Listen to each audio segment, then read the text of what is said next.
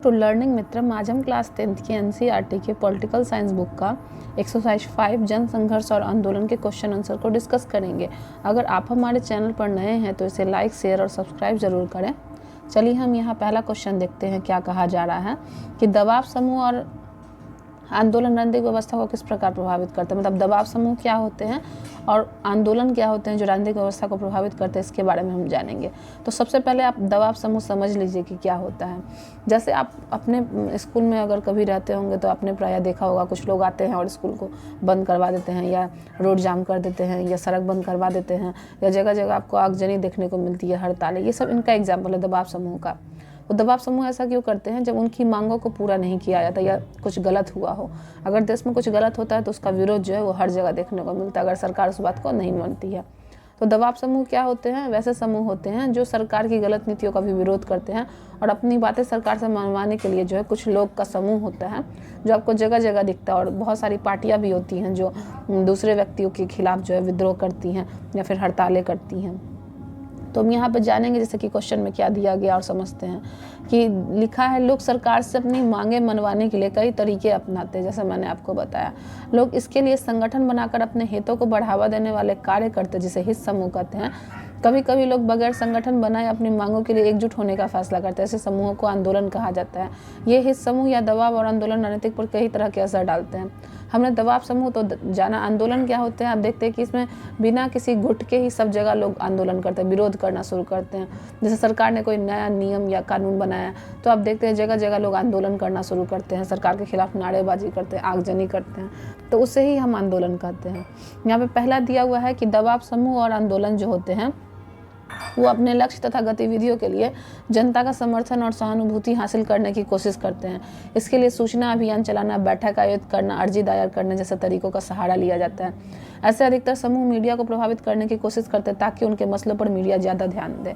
तो दबाव समूह और जो आंदोलनकर्ता होते हैं वो ज़्यादातर जो है मीडिया यानी कि न्यूज़ चैनल वालों का प्रयोग करते हैं, क्योंकि उनको पता है कि न्यूज़ हम आम जनता तक भी पहुँचती है और बड़े बड़े सरकार तक भी देखी जाती है। तो इसीलिए वो मीडिया का सहारा लेते हैं और मीडिया को जो है सरकार का तीसरा अंग भी कहा जाता है, चौथा अंग कहा जाता है। तो इसीलिए मीडिया जो है वो ज़रूरी है और उसी का सहारा जो है लोग लेते हैं आंदोलन को या फिर जो दबाव समूह होते हैं और सरकार तक अपनी बात और लोगों तक अपनी बात पहुंचाने के लिए मीडिया का सहारा लिया जाता है और मीडिया भी इस पर खड़े उतरती है और लोगों की सहायता करती भी है। दूसरा है, ऐसे समूह अक्सर हड़ताल अथवा सरकारी काम काज में बाधा पहुंचाने जैसे उपाय का सहारा लेते हैं। दबाव समूह तथा आंदोलनकारी समूह जैसी युक्तियों का इस्तेमाल करते हैं कि सरकार उनकी मांगों की तरफ ध्यान देने के लिए बाध्य हो।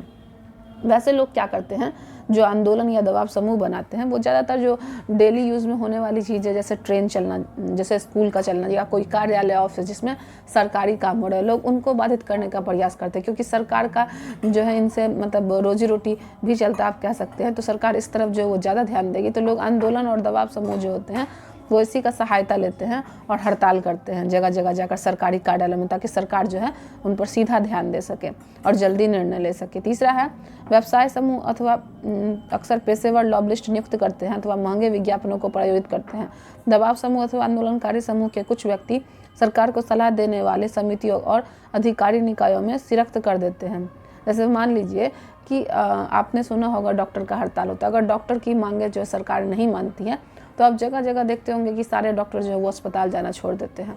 अगर आप न्यूज़ वगैरह देखते होंगे या मतलब आसपास आपको अगर पता चलता होगा तो भी हाल ही में जो रेलवे विभाग था उसकी तरफ से जो दायर किया गया एग्जाम था उसके खिलाफ लोगों ने मतलब स्टूडेंट ने क्या किया था, धरना दिया था, जगह जगह तोड़फोड़ किए थे, जिसके कारण उन्हें जेल भी जाना पड़ा। तो सरकार जब आम लोगों की बातों को नहीं मानती है तो लोग जो है आंदोलन का और हड़ताल का सहारा लेते हैं। इस तरीके के दबाव समूह में बहुत सारी चीज़ें होती हैं, जैसे डॉक्टर का हो गया या किसी का भी हो सकता है, इंजीनियर का या आम लोगों का हो सकता है, या स्टूडेंट करते हैं या फिर सरकारें भी करती हैं। सरकार की जो विभिन्न पार्टियां होती हैं वो भी कभी कभी विरोध में जो है आपको हड़तालें करती है और आपको देखने को मिलता है। कभी कभी जो जनता के साथ अन्याय होता है या उनको मतलब जो है सही तरीके से न्याय नहीं मिल पाता है तो लोग जो है इसके लिए भी हड़ताल करना शुरू करते हैं और जन समूह जो है उनकी सहायता करते हैं। तो इस प्रकार दबाव समूह और आंदोलन दलीय राजनीतिक में सीधे भाग नहीं लेते हैं, लेकिन वे राजनीतिक दलों पर असर डालना चाहते हैं ताकि राजनीतिक दल उनकी बातों को सुन सके और उनकी मांगों को पूरा कर सके। चलिए दूसरा क्वेश्चन देखते हैं कि दबाव समूह और राजनीतिक दलों के आपसी संबंधों का स्वरूप कैसा होता है। मतलब ये दबाव समूह क्या होते हैं और राजनीतिक दल का आपस में मतलब संबंध कैसा होता है। तो दबाव समूह दलीय राजनीतिक में सीधे भाग नहीं लेते हैं, वे चुनावों के समय तथा चुनावों के बाद राजनीतिक दलों पर असर डालना चाहते हैं। दबाव समूह राजनीतिक दलों के माध्यम से ही अपनी मांगें मनवाने की कोशिश करते हैं। दबाव समूह और राजनीतिक दलों के बीच का रिश्ता कई रूप धारण कर सकता है। कुछ मामलों में दबाव समूह राजनीतिक दलों द्वारा ही बनाया गया होता है अथवा उनका नेतृत्व राजनीतिक दलों के नेता करते हैं। जैसे मान लीजिए यहाँ पे दबाव समूह और राजनीतिक दल के बारे में संबंध बताए जाने को कह रहा है। तो हम जानते हैं कि देश में बहुत सारी पार्टियां हैं, लेकिन क्या होता है कि कभी कभी चुनाव के समय जो है हमें इन राजनीतिक पार्टियों का बदला स्वरूप देखने को मिलता है। जैसे बीजेपी हो गया या कांग्रेस हो गया, उसकी कुछ पार्टियां जो हैं एक दूसरे से मिल जाती है। मतलब जो बीजेपी का समूह है या कांग्रेस का समूह, उसमें से कुछ व्यक्ति निकाल कर जो है नकली रूप धारण कर लेते हैं, या बीजेपी बन जाता है या कांग्रेस बन जाता है, जिससे वो लोग विरोध उत्पन्न करना चाहते हैं। ऐसा इसलिए क्योंकि मतलब वे दर्शाना चाहते हैं कि सरकार का काम किस तरीके से हुआ या उनकी कोई मांगे जो है वो पूरी नहीं की गई हैं। तो राजनीतिक दलों में भी दबाव समूह का जो है महत्वपूर्ण स्थान होता है। ये क्या करते हैं, लोगों को आपस में लड़वा देते हैं, जिससे फ़ायदा जो है वो सरकार को ही पहुंचता है। और मीडिया में जो है कभी कभी हम लोगों को बातें बढ़ा चढ़ा कर देखने को भी मिलती हैं। तो इसीलिए ये राजनीतिक समूह जो है मतलब ये जो दबाव समूह है सीधे भाग नहीं लेते हैं, बल्कि दूसरी तरफ से मतलब छुप कर भाग लेते हैं, आप यही कह सकते हैं। चलिए इसमें देखते हैं क्या क्या लिखा गया। कुछ दबाव समूह राजनीतिक दलों की एक शाखा के रूप में काम करते हैं, जैसे कि भारत के अधिकतर मजदूर संगठन और छात्र संगठन या तो बड़े राजनीतिक दलों द्वारा बनाए जाते हैं या उनसे संबंधित होते हैं। जब हम मतलब सरकार समझ जाती है कि जनता के सामने जो है आंदोलन और ये जो मतलब दबाव समूह है ये ज़्यादा महत्वपूर्ण स्थान रखते, तो कभी कभी सरकार इनका फ़ायदा भी उठाती है। हम जो देखते हैं वास्तविक में वो सच होता है या नहीं, इसके पीछे कारण भी बहुत सारा है। छात्र जब अपनी मांगों को पूरा करते हैं तो चलिए इसके बारे में हम थोड़ा जानते हैं कि जैसे मान लीजिए विधानसभा वगैरह हो गया, उसमें कोई मतलब क्या कहते हैं नियम कानून जब पारित होता है तो उस समय जो विपक्षी पार्टियां होती हैं वो एक साल में हुए बहुत सारे बेरोजगारों के मुद्दे को उठाती हैं। मान लीजिए कोई नौकरी जिससे वादा किया गया है लोगों को नहीं दिया जा रहा है, तो दूसरी जो विपक्ष पार्टियां होती हैं वे उनके मांगों को विधानसभा में रखती हैं ताकि सबको जानने का मौका मिले। तो कभी कभी जो ये राजनीतिक पार्टियां होती हैं वो उनका फ़ायदा भी उठाती हैं दबाव समूहों का, और ये बनाए भी जाते हैं उनके द्वारा जो भी सरकारें होती हैं। दूसरा है दबाव समूह चुनावों के समय राजनीतिक दलों की आर्थिक मदद करते हैं, और इस मदद के बदले चुनावों के बाद यही वह राजनीतिक दल सरकार में आता है और उसे दबाव डालकर अपने हितों की पूर्ति के लिए नीतियां बनवाते हैं। इस प्रकार राजनीतिक दल व दबाव समूह दोनों एक दूसरे के लिए जरूरी है। कभी कभी आप देखते होंगे कि बहुत सारी राजनीतिक पार्टियां जब आपस में लड़ती हैं तो उसमें बहुत सारे छात्र संगठन भी भाग लेते हैं और आम जनताएं भी भाग लेती है। लेकिन बाद में अगर ये राजनीतिक दबाव बन जाते हैं और इन समूहों में से लोग जीत जाते हैं तो आप देखते हैं कि उसी पार्टी का कोई व्यक्ति जो है चुनाव के लिए खड़ा हो जाता है। तो इसके पीछे दबाव समूह और राजनीतिक पार्टियों की जो होती है वो साठगांठें होती हैं। तीसरा नंबर, अधिकांश दबाव समूहों का राजनीतिक दलों से प्रत्यक्ष संबंध नहीं होता, दोनों परस्पर विरोधी पक्ष लेते हैं, फिर भी इसके बीच संवाद कायम रहता है और सुलह बातचीत चलती रहती है। राजनीतिक दलों के अधिकतर नए नेता दबाव समूह वाला आंदोलनकारी समूहों से ही आते हैं। मान लीजिए कि यहाँ पे जैसे कहा जा रहा है कि दबाव समूह और राजनीतिक पार्टियाँ, जैसे कोई छात्र संगठन अगर सरकार की सहायता कर रहा है या सरकार उससे सहायता ले रही है, तो आप क्या देखते हैं कि कभी कभी उसी छात्र संगठन में से कोई व्यक्ति जो है मतलब किसी नेता के पद पर खड़ा हो जाता है और आप देखते हैं कि वही व्यक्ति जो है आगे निकल कर आता है। इससे छोटा सा एग्जांपल आप समझ सकते हैं कि आपने अरविंद केजरीवाल का नाम सुना होगा, जो दिल्ली के सीएम हैं।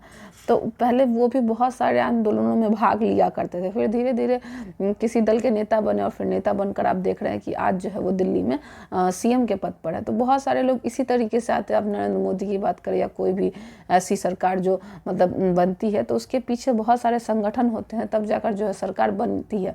अगर आपने बहुत सारी पार्टियों का नाम सुना होगा तो जो अरविंद केजरीवाल जी हैं उनकी जो पार्टी है आप वो एक नई पार्टी है, तो उसकी चर्चा कब की गई और कैसे आई, तो ये संगठन से ही निकल कर दबाव समूहों से ही निकल कर जो है वो आते हैं।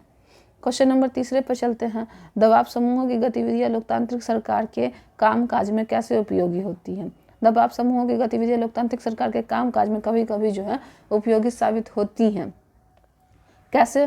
पहला है आम नागरिक की जरूरतों से सरकारों को अवगत कराता है। ये दबाव समूहों के ऊपर दबाव डालकर लोकतंत्र में महत्वपूर्ण भूमिका निभाते हैं। सरकार अक्सर धनी और ताकतवर लोगों के अनुचित दबाव में आ जाती है। जनसाधारण के हित समूह इस अनुचित दबाव के प्रतिकार में उपयोगी भूमिका निभाते हैं और आम नागरिकों की जरूरतों और समस्याओं से सरकार को अवगत कराते हैं। तो ये जो दबाव समूह होते हैं कभी कभी मतलब जैसे कि लोकतंत्र में हम लोगों को सब कुछ का मतलब हर एक व्यक्ति को अपना अधिकार दिया गया है, तो हर व्यक्ति अपने अधिकार के लिए लड़ सकता है, जिसके लिए वो दबाव समूहों का सहारा लेता है।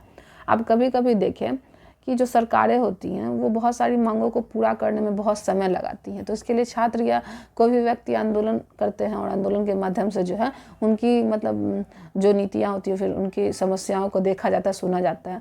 तो इन दबाव समूह और आंदोलन से जो है आम व्यक्ति की भी समस्या दूर होती है।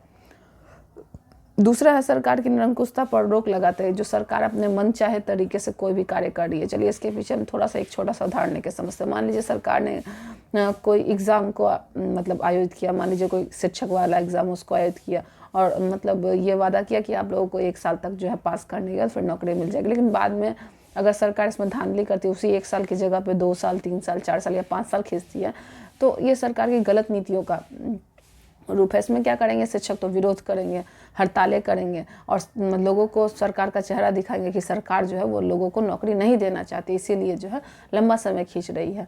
तो जब सरकार के विरुद्ध शिक्षक जो आंदोलन करेंगे तो इस आंदोलन का परिणाम निकलेगा, तो फिर उन्हें नौकरी दी जाएगी। लेकिन कब, जब आंदोलन करेंगे। अगर नहीं आंदोलन करते तो उनकी नौकरी उनको नहीं दी जाती। तो सरकारें कभी कभी गलत फैसला लेती है जिसका विरोध जो है आम जनता करती है। तो सरकार की निरंकुशता पर रोक यही दबाव समूह लगाते हैं। सरकार द्वारा यदि कोई समूह अपने हित में नीति बनाने के लिए दबाव डालता है तो दूसरा महत्वपूर्ण उसके प्रतिकार में दबाव डालेगा कि नीतियाँ उस तरीके से न बनाई जाए। सरकार निरंकुश नहीं हो पाती है। ये समूह सरकार पर अंकुश बनाए रखते हैं तथा सरकार को भी ये पता चलता है कि समाज के विभिन्न वर्ग क्या चाहते हैं। इससे परस्पर विरोधी हितों के बीच सामंजस्य बैठाना तथा शक्ति संतुलन करना संभव होता है। अब मान लीजिए कि सरकार निरंकुश और वो अपने तरीके से जो है शासन चलाती है, तो लोग अगर पढ़े लिखे हैं और उनको उनके अधिकारों के बारे में पता है तो वो सरकार का क्या कर सकते हैं, विरोध कर सकते हैं। तो सरकार इससे डर के भी रहेगी कि जनता के पास भी वो हथियार है जिससे सरकार को झुकाया जा सकता है और उन्हें सही राह पर लाया जा सकता है।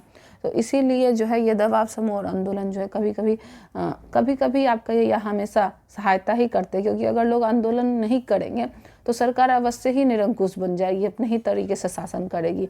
हमारे देश में जो इतनी से ज़्यादा बेरोजगारी है वो इसी का ही तो परिणाम है कि लोग अगर पढ़ लिख भी लेते हैं ठीक से तो उन्हें नौकरी नहीं मिल पाती। इसका कारण है सरकार की कहीं ना कहीं निरंकुश नीतियाँ हैं। अगर आप बहुत सारे न्यूज़पेपरों को उठाकर पढ़े तो आपको आए दिन मिलेगा कि जो विपक्षी पार्टियां, तो मान लीजिए अभी बीजेपी की सरकार है तो उसके विपक्ष में बहुत सारी ऐसी पार्टियां होंगी जो इनका विद्रोह कर रही होंगी कि सरकार ने क्या काम जो है वो अच्छा नहीं किया। मान लीजिए कि अभी जैसे रसोई गैस का ही दाम हो गया, वो काफ़ी ज़्यादा बढ़ जाता है, या एजुकेशन है वो कितना महंगा है। तो महंगाई के पीछे कारण क्या है? बहुत सारे कारण हैं। एक तो जनसंख्या का भी बढ़ना है, लेकिन आदमी उतनी ही ज़रूरतों को पूरा कर सकता है, उतनी ही चीज़ें खरीद सकता है जितने उनके पास पूंजी। अगर महंगाई बढ़ रही है तो लोगों के वेतन में भी वृद्धि होनी चाहिए। तो सरकार की बहुत सारी गलत नीतियाँ होती हैं जिसका विद्रोह जो है ये दबाव समूह और आंदोलन के लोग मिलकर करता है। अगर इसको नहीं किया गया तो आम जनता का जीवन जो है वो बहुत ज़्यादा कठिन पूर्वक हो जाएगा, फिर तो जीना भी बहुत मुश्किल हो जाएगा। जैसे कि फ्रांस की राज्य क्रांति के बारे में आप लोग क्लास 9th में पढ़ा होगा, तो उन लोगों ने भी विद्रोह किया था। ये विद्रोह, ये दबाव आंदोलन जो है शुरू से ही चले आ रहे हैं, क्योंकि अगर विद्रोह नहीं करेंगे तो सरकार अपनी मनमानी करेगी। इसीलिए समय समय पर विद्रोह आंदोलन होते हैं जिससे जनता की मांगों को पूरा किया जा सके और सरकार को सही रास्ते पर लाया जा सके। चौथा क्वेश्चन पढ़ते हैं, दबाव समूह क्या होते हैं, कुछ उदाहरण बताइए। आंसर है, समान आर्थिक हित वाले वर्ग सरकार से अपनी मांगे मनवाने के लिए, हित पूरी करवाने के लिए संगठन बनाकर सरकार पर दबाव डालने का काम करते हैं। इन्हें दबाव समूह कहते हैं। ये दबाव समूह किसी खास वर्ग के हितों को बढ़ावा देना चाहते हैं। मजदूर संगठन, व्यावसायिक संघ, वकील, डॉक्टर, शिक्षक के निकाय इस तरह के दबाव समूह के उदाहरण हैं। ये दबाव समूहों का सरोकार पूरे समाज का नहीं बल्कि अपने सदस्यों की बेहतरी और कल्याण का ही होता है। तो ये दबाव समूह क्या होते हैं? ये दबाव समूह हमारे आम जनता से ही बाहर निकलते हैं। मान लीजिए हमारी आम जनता में बहुत सारे लोग शामिल हैं, डॉक्टर हैं, इंजीनियर हैं, शिक्षक है, वकील हैं, बहुत सारे लोग हैं जिनकी मांगों को जब सरकारें नहीं सुनती हैं। मान लीजिए कि कोई गलत तरीके से, जैसे मैंने आपको नौकरी का एक एग्जाम्पल दिया, तो गलत तरीके से सरकार नियम बनाती है और उसका पालन नहीं करती है और वहाँ पर निरंकुशता दिखाती है। निरंकुशता का मतलब है कि अपने अनुसार, अपने फायदे के लिए काम करना और जनता की मांगों को ध्यान न देना। तो उसके लिए सरकार का विरोध यही आम जनता करती है, जिसमें आपको अगर वकील के साथ भेदभाव किया गया हो, उनके कानों को ठेस पहुंचाई गई हो, गया कोई मांगे नहीं सुनी गई, तो आप देखते हैं वकील विद्रोह करते हैं। अगर डॉक्टर की मांगों को सही तरीके से पूरा नहीं किया गया तो डॉक्टर विद्रोह करते हैं। छात्र की मांगों को पूरा नहीं किया गया तो छात्र विद्रोह करते हैं। और अगर शिक्षक की मांगों को पूरा नहीं किया गया तो शिक्षक विद्रोह करते हैं। ये सारे के सारे दबाव समूहों का ही एग्जाम्पल है, जिसमें कि आप देखते हैं कहीं हड़तालें होती हैं, आगजनी होती हैं, बंद किया जाता है, सारे सरकारी विभागों को, कार्यालयों को बंद करवाया जाता है और रेलवे फाटक जैसी चीज़ों को जो है बंद कर दिया जाता है, ताकि सरकार की आंखें खुल सके और सरकार जो नियम बनाए गए हैं उनका पालन सरकार को भी करना चाहिए और जनता की भी फ़ायदे को देखना चाहिए, क्योंकि सिर्फ सरकार का ही फ़ायदा होगा तो फिर देश में लोकतांत्रिक व्यवस्था तो है ही नहीं। वहाँ पे तो निरंकुश व्यवस्था है, वहाँ पे तो फिर से राजा का शासन है, राज आ गया है। तो इसीलिए ये दबाव समूह जो है हमारी सहायता ही करते हैं। अब चलते हैं 5वें क्वेश्चन की ओर, दबाव समूह और राजनीतिक दल में क्या अंतर होता है। दबाव समूह और राजनीतिक दल में बहुत सारे अंतर है। दबाव समूहों का लक्ष्य प्रत्यक्ष नियंत्रण करके हिस्सेदारी करने का नहीं होता, जबकि राजनीतिक दलों का लक्ष्य सीधा प्रत्यक्ष नियंत्रण करके सरकार बनाया या विरोधी दल के रूप में सरकार पर नियंत्रण रखना होता है। अब मान लीजिए हम लोग सरकार को जनता ही के द्वारा वोटिंग करके चुना जाता है, लेकिन अगर सरकार जनता की मांगों को नहीं पूरा करती है तो उसके लिए दबाव समूह निकल कर आते हैं, आंदोलन होता है। तो दबाव समूह और सरकारी राजनीतिक दलों में काफ़ी ज़्यादा अंतर है कि जो दबाव समूह होते हैं वो अपनी मांगों को मनवाते हैं, वो उचित ही है, लेकिन अगर इस तरीके की व्यवस्था नहीं की गई तो सरकार क्या करेंगे, अनुचित तरीके से अपने ही जो नियम कानून बनाए गए उन्हीं का प्रयोग जनता को ज़बरदस्ती करवाएंगे। आपके सामने एग्जाम्पल है पाकिस्तान का, कोरिया का। ये ऐसे देश है जहाँ पे जनता को सरकार के अनुसार ही चलना होता है, अगर कुछ सही भी है तो वो लोग इसका विरोध नहीं कर पाते हैं। दूसरा है दबाव समूह का निर्माण तब होता है जब समान पेशे हित, आकांक्षा अथवा मत के लोग एक सामान्य उद्देश्य को प्राप्त करने के लिए एकजुट है। राजनीतिक दल के निर्माण के लिए केवल समाज राजनीतिक विचारधारा के लोगों का एकजुट होना जरूरी है, चाहे उनके आर्थिक हित अलग अलग क्यों न हो। दबाव समूहों का निर्माण कब होता है, जब सरकारें उनकी मांगों को पूरी नहीं करती हैं, गलत तरीके से व्यवहार करती हैं, जो भी हमारे कॉन्स्टिट्यूशन, हमारे संविधान के अनुसार कहा गया है उन चीज़ों को पूरा नहीं करती है, तब दबाव समूह उत्पन्न होता है और वे अपनी मांगों को मनवाते हैं सरकार का विरोध करके। जैसे हड़तालें हो गई या कहीं कहीं हमें बहुत सारे विद्रोह जो है वो देखने को मिलते हैं। तो इसके लिए एकजुट होना जरूरी है, तभी हम सरकार की आंखें खोल सकते हैं कि वो जनता के साथ किस तरीके से व्यवहार करते हैं। तीसरा, राजनीतिक दलों को चुनाव के समय जनता का सामना करना पड़ता है, जबकि दबाव समूहों को जनता के समर्थन की आवश्यकता नहीं होती है। राजनीतिक दल में क्या होता है कि चुनाव के समय जनता का उनको सामना करना पड़ता है कि अगर हम सरकार कब चुनी जाएगी, जब सरकार कोई अच्छा काम करेगी, अगर नहीं तो फिर नए लोगों को मौका दिया जाता है। लेकिन दबाव समूहों को जनता का समर्थन प्राप्त नहीं होता है, वो खुद ही बनते हैं। मैंने आपको बताया कि कैसे जो है दबाव समूह बनते हैं। चौथा है दबाव समूह दलीय राजनीतिक में सीधे भाग नहीं लेते, वे राजनीतिक दलों पर असर डालना चाहते हैं, जबकि राजनीतिक दल सीधे दलीय राजनीतिक में भाग लेना चाहते हैं, क्योंकि राजनीतिक दल जो होते हैं उनका फ़ायदा भी तो होता है, तभी वे राजनीतिक दल में होते हैं। लेकिन दबाव समूहों का कोई फ़ायदा नहीं है। यहाँ गलत चीज़ों का विद्रोह करने के लिए दबाव बनाया जाता है सरकार पर, ताकि उनकी मांगों को पूरा किया जा सके। यहाँ पे एक फिल इन द ब्लैंक्स है, जो संगठित विशिष्ट सामाजिक मजदूर जैसे कर्मचारी, शिक्षक और वकील आदि के हितों को बढ़ावा देने की गतिविधि चलाते हैं, उन्हें हम दबाव समूह कहते हैं। अगर आपसे दबाव समूह का परिभाषा पूछा जाए तो आप उसे अपने शब्दों में बहुत अच्छे से लिख सकते हैं कि दबाव समूह क्या होते हैं। वो आम जनता से ही निकले हुए होते हैं, जहाँ पे सरकारें उनकी मांगों को पूरा नहीं करती हैं, और इन मांगों को पूरा करने के लिए जो जनता होती है वो दबाव समूहों का निर्माण करती है, जैसे कि डॉक्टर, इंजीनियर, वकील, शिक्षक आदि और छात्र भी। तो इन्हें ही हम क्या कहते हैं, दबाव समूह कहते हैं। और मजदूर भी, किसान भी, ये सभी जो हैं दबाव समूह के अंतर्गत आते हैं। क्वेश्चन नंबर 7 है, निम्नलिखित में से किस कथन से स्पष्ट होता है कि दबाव समूह और राजनीतिक दल में अंतर होता है। तो एक एक करके पढ़ते और समझते हैं कि पहला है, राजनीतिक दल राजनीतिक पक्ष लेते हैं, जबकि दबाव समूह राजनीतिक मसलों की चिंता नहीं करते हैं।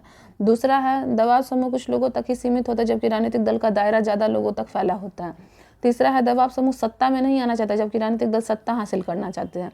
चौथा है, दबाव समूह लोगों की लामबंदी नहीं करते हैं, जबकि राजनीतिक दल करते हैं। तो इसका जो सही ऑप्शन हो जाएगा वो है ग जो है इसका आंसर हो जाएगा कि दबाव समूह सत्ता में नहीं आना चाहते, लेकिन राजनीतिक दल जो होते हैं वो सत्ता हासिल करना चाहते हैं, उनका यही मोटिव होता है। लेकिन दबाव समूहों का ये मोटिव नहीं होता। आपको पता है कि वो अपने हक के लिए लड़ते हैं और उत्पन्न होते हैं और निर्माण होते हैं। उसके बाद है, आपको सूची 1 संगठन और संघर्ष का मिलान सूची 2 दिया गया और सूचियों के नीचे दी गई सारणी है, उनमें उत्तर हमको चुनना है। तो चलिए इसे हम देखते हैं कि जैसे यहाँ पे क्या करके पढ़ते और समझते हैं कि किसी विशेष तबके या समूह के हितों को बढ़ावा देने वाले संगठनों को हम क्या कहते हैं। तो इसका जो आंसर है वो हो जाएगा ग, वर्ग विशेष के हित समूह। मतलब किसी विशेष तबके या समूह के हितों को बढ़ावा देने वाले संगठन क्या कहलाते हैं, वर्ग विशेष के हित समूह कहलाते हैं। दूसरा है, जन सामान्य के हितों को बढ़ावा देने वाले संगठन क्या कहलाते हैं। तो इसका आंसर हो जाएगा घ, लोक कल्याणकारी समूह, जो जन सामान्य के हितों को बढ़ावा देते हैं वैसे संगठन को हम क्या कहते हैं, लोक कल्याणकारी हित समूह कहते हैं। उसके बाद तीसरा है किसी सामाजिक समस्या के समाधान के लिए चलाया गया एक ऐसा संघर्ष जिसमें सांगठनिक संरचना भी हो सकती है और नहीं भी हो सकती है। तो इसका जो आंसर हो जाएगा वो हो जाएगा आपको ख। तीसरा का आंसर हो जाएगा ख, राजनीतिक दल।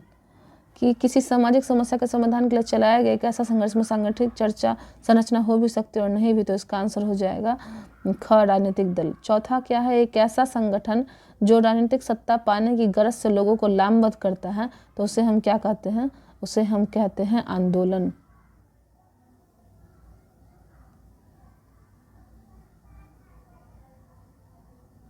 इसका जो ऑप्शन हो जाएगा आपको ख आंसर। हम चलिए आगे बढ़ते और देखते हैं क्वेश्चन नंबर 9। सूची 1 का और सूची 2 से मिलान कर और सूचियों के नीचे दी गई सारणी में उत्तर को चुनें। जिसमें से देखिए पहला है दबाव समूह। तो दबाव समूह का आंसर क्या हो जाएगा, पहला हो जाएगा इसका घ, खाद्य विक्रेताओं का समूह। दबाव समूह किन से बनेंगे, खाद्य विक्रेताओं के समूह से बनेंगे। लंबी अवधि का आंदोलन क्या हो जाएगा, महिला आंदोलन। उसके बाद एक मुद्दे पर आधारित आंदोलन क्या हो जाएगा, नर्मदा बचाओ आंदोलन। और एक बच गया राजनीतिक दल जिसे हम असम गण परिषद के अंतर्गत मिलान करेंगे। तो इसका जो आंसर हो जाएगा वो हो जाएगा ऑप्शन। दबाव समूहों और राजनीतिक दलों के बारे में निम्नलिखित कथनों पर विचार कीजिए। दबाव समूह समाज के किसी खास तबके के हितों की ही संगठित अभिव्यक्ति होते हैं। दबाव समूह राजनीतिक मुद्दों पर कोई ना कोई पक्ष लेते हैं। सभी दबाव समूह राजनीतिक दल होते हैं। जो इसका आंसर हो जाएगा, इसमें जो ऑप्शन हो जाएगा वो हो जाएगा क और ख दोनों। ऑप्शन ब क और ख जो है, क और ख ऑप्शन जो है दबाव समूहों और राजनीतिक दलों के बारे में निम्नलिखित कथनों पर हम विचार कर सकते हैं कि दबाव समूह समाज के किसी खास तबके के हितों में संगठित अभिव्यक्ति होते हैं। ये ऑप्शन सही है। और दूसरा है दबाव समूह राजनीतिक मुद्दों पर कोई ना कोई पक्ष लेते हैं। तो ये दोनों जो ऑप्शन हो जाएगा वो 10वां का हो जाएगा, क और ख दोनों। इसमें जो ऑप्शन है वो क और ख किस में दिख रहा है, तो आपको ब ऑप्शन में दिख रहा है। क्वेश्चन नंबर 11 है, मेवात हरियाणा का सबसे पिछड़ा इलाका है और फरीदाबाद जिले का हिस्सा हुआ करता था। मेवात के लोगों को लगा कि इस इलाके को अगर जिला बना दिया जाए तो इस इलाके पर ज़्यादा ध्यान दिया जाएगा, लेकिन राजनीतिक दल इस बात में रुचि नहीं ले सकते। सन 1996 में Mewat education and social organisation अथवा मेवात संरक्षिता समिति के अलग जिले बनाने की मांग उठाई गई है। बाद में सन 2000 में मेवात विकास सभा की स्थापना हुई। इसके एक के बाद एक कई जन जागरण अभियान चलाए गए। इससे बाध्य होकर बड़े दलों यानी कि कांग्रेस और इंडियन नेशनल लोक दल को इस मुद्दे पर अपना समर्थन देना पड़ा। उन्होंने फरवरी 2005 में होने वाले विधानसभा के चुनाव से पहले ही कह दिया था कि नया जिला बना दिया जाएगा। नया जिला 2005 में बना। इस उदाहरण से आपको आंदोलन, राजनीतिक और सरकार के बीच क्या रिश्ता नजर आता है? क्या आप कोई ऐसा उदाहरण दे सकते हैं जिससे अलग रिश्ता बना? इस उदाहरण में क्या देखा गया कि मेवात को अलग जिला बनाने के लिए दबाव समूह और आंदोलनों ने राजनीतिक दलों व सरकार को प्रभावित किया। जब चुनाव का समय आया तो राजनीतिक दलों को दबाव समूहों के समर्थन की आवश्यकता हुई। इसके लिए दबाव समूहों की बात मानकर मेवात को अलग जिला बना दिया गया। इससे पता चलता है कि दबाव समूह राजनीतिक दलों पर अपनी मांगों को मनवाने के लिए दबाव डालते हैं तथा राजनीतिक दल सरकार में आने के लिए दबाव समूहों का समर्थन भी चाहते हैं। तो यहाँ पे हमने क्या एग्जाम्पल देखा कि मेवात हरियाणा का एक पुराना यानी कि पिछला इलाका है जो गुड़गांव और फरीदाबाद के जिले का हिस्सा हुआ करता था। और मेवात के लोगों को लगा कि इस इलाके को अलग जिला बना दिया जाए। मतलब उनको यह ज़रूरत महसूस है कि अगर और बहुत सारे हरियाणा में ज़िले हैं तो मेवात को भी एक ज़िला बना देना चाहिए और इस इलाके पर सरकार को ध्यान देना चाहिए। राजनीतिक दल इस बात में रुचि नहीं ले रहे थे।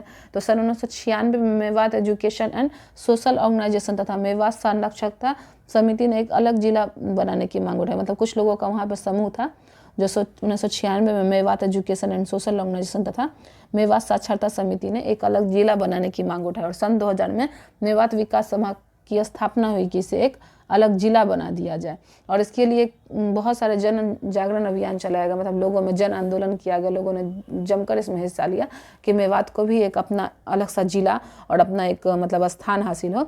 तो फरवरी 2005 में जो है होने वाले विधानसभा के चुनाव से पहले ही जो है यह वादा किया गया कि इसमें मतलब लोगों के मुद्दे के कारण कि इसे एक जिला बना दिया जाएगा, और तत्पश्चात नया जिला जो है सन 2005 में इसे बना दिया गया। तो इससे हमको उदाहरण देखने को मिलता है, इसमें हमें राजनीतिक दल के भी उदाहरण मिलते हैं कि सरकार का ध्यान तब तक नहीं जाता जब तक लोग जन आंदोलन नहीं करते हैं, और इस जन आंदोलन का जो सहारा है वो दूसरे विपक्षी पार्टी लेते हैं विधानसभा में इस मुद्दे को उठाकर कि मेवात को एक जिला बना दिया जाए।